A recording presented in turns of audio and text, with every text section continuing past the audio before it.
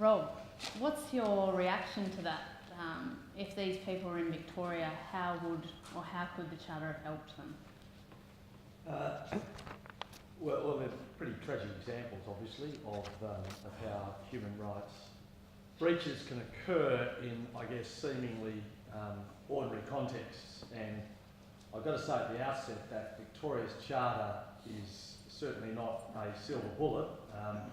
We're not suddenly a land of rainbows and lollipops in Victoria as a result of the Charter, but it does mean that agencies are required to have policies. All agencies are required to have policies that make these incidents that we've seen tonight far less likely to occur. If they do occur, however, and they still do, I've got to say, in some circumstances in Victoria, the Charter then gives support agencies, advocates, and of course the individuals we've seen themselves a much stronger argument in relation to the treatment. And this doesn't have to mean litigation because most disputes are actually not solved in our courts. They are resolved outside formal contexts. So there's been many instances in Victoria in which people with a disability or a mental illness, for example, have been threatened with eviction from public housing, and their caseworker or a community lawyer has raised the relevant Charter provision, either in the context of a residential tenancies matter at VCAT, your version of our version of QCAT, or before proceedings have commenced, and the Office of Housing, as a result of the Charter being raised, have actually withdrawn their action. Similarly, the Charter has been used to achieve something as simple as a man living with a disability in shared supported accommodation finally being allowed access to his own mail, and a woman in residential care to have her right to privacy when showering much better protected. Now, preventing a family being thrown into homelessness, the provision of a shower curtain, allowing someone to access their own mail, I suppose none of these things on their own will change the world, but they are changing the world of the people who are involved, who have actually been able to raise the Charter for what we would consider simple things, but they are life-changing things for these individuals affected.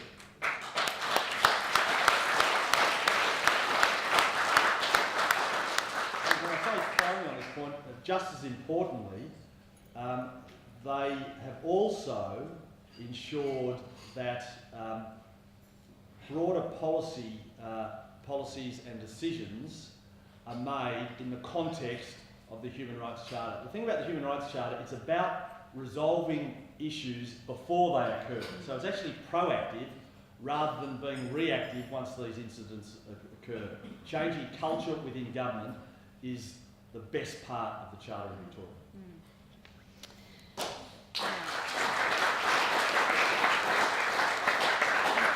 And I think that comment about, Victoria not being a land of lollipops, our criminal code hasn't stopped crime either, but it's not a good reason not to have a criminal code. But on that point of changing government and the way government operates and the way that each arm of government consider our human rights obligations, just to drill down on that a little bit, when we think about Parliament and Parliament introducing laws, putting new bills out there and then scrutinising them, then there's this obligation for Parliament to look at, well, how does this interact with the human rights of Queenslanders? And if it does engage those rights, how are we going to justify it and how are we going to tell Queenslanders about it? So Shane, can you see the benefit then of the application of a human rights framework on the development of legislation? Yeah, thanks, Amy. Well, that's a given. Leading question. Absolutely. We've scripted this quite well.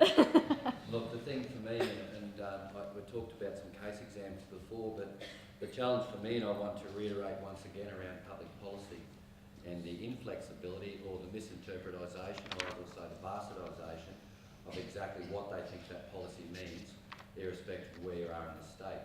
So the interpretation of that public policy being developed by an agency or department here in maybe completely interpreted differently in another part of the region. I want to actually then talk about, I suppose, some of the legislative challenges that we see. And the Aboriginal and Torres Strait Islander Legal Service has been talking with the Queensland Government, with the Attorney, about a law reform agenda. So what we've done is identify a specific piece of legislation that we believe, with some minor tinkering and amendments, will actually increase the ability to keep Aboriginal and Torres Strait Islander people out of jail. The tough on crime approach wins votes. But what it doesn't do, and we talked about justice reinvestment there before, Amy, the investment in the prisons, we know, is throwing money up against the wall. What we actually need to do is get the money out of the prisons, start dealing with the underlying causes of why people come into the criminal justice system in the first place. So let's look at then reinvesting that money back into the services on the ground. So some pieces of legislation we looked at before, and I noticed particularly from the members of Parliament around the Mental Health Act. And we're not just talking about psychiatric assessments, but we're talking about psychological assessments of people. And some of those mitigating factors which would then support a client's defence in relation to a criminal court proceeding. Also in relation to child protection, the work that's going on in reviewing the Child Protection Act as part of the Carmody inquiry 2 years ago, is the government opening its arms to say, we want to look at child protection. But still we see an increasing rate of Aboriginal and Torres Strait Islander children hitting 50% at this point in time. If you look at the Australian Bureau of Statistics data, what it actually identifies is the vast majority of Aboriginal and Torres Strait Islander people sit within the age of 0 to 25, as opposed to mainstream Australia, which is towards the greater end. The challenge for me is looking at the amount of our young ones that are on child protection orders at this point in time. Let's say 50%. I can clearly sit here tonight and say, pick any number above 50 and it will continue to go through the roof. The other challenge then, and looking around legislative reforms, the Juvenile Justice Act. One of the challenges we find of our clients that are in the juvenile justice system is that we guarantee as high as 80% of those young ones from juvenile justice orders are also on child protection orders. So we're talking about dual orders. So when is the right of a child, we talk about the Convention of the Rights of the Child as a human rights framework, not taking precedence over a criminogenic response from the government. What we find is our young people are locked up within a youth detention centre, but their child protection needs aren't being dealt with. And the other one I think to touch on a little bit further, I see faces in the crowd, and I think it's so many sectors, but looking around the alternative dispute resolution, we talk about peacemaking or mediation. So one of the challenges around trying to get investment, not only from the federal government in providing funds and working with the Queensland government, is really looking around these peacemaking solutions that exist in the communities. Mornington Island as a really good example where people have sat down and fought for many years, but when asked what the problem was, they said, I don't know, this is the way we've always done it. So an investment into the proactive, as you said before, Rob, rather than the reactive, to actually put the resources on the ground, to consult with the community, but more importantly, when we're talking about our discrete communities, and we've got Mayor Alf Lacey in the audience tonight, is actually to sit down and not only talk to the peak services such as the Aboriginal and Torres Strait Islander legal services about tangible, cost-effective, cost-neutral solutions, but also talk with the child protection peak, the Aboriginal medical service peak, and I think just as important to talk with the Aboriginal Shire councils that are on the ground. So the consultation is critical, but we must not forget we need to speak to our communities, and even more importantly, the baseline is talk to individuals.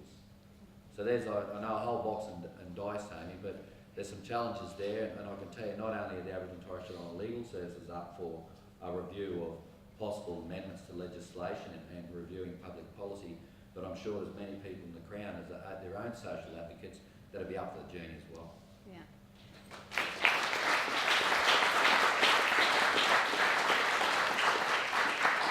And Shane, I really liked what you said in The Guardian as well a few weeks ago on this point about how the potential for a Human Rights Act in Queensland to be used as a litmus test for how are these laws going to impact on Australia's first people before they become laws. So I think that's an important point that you've made as well.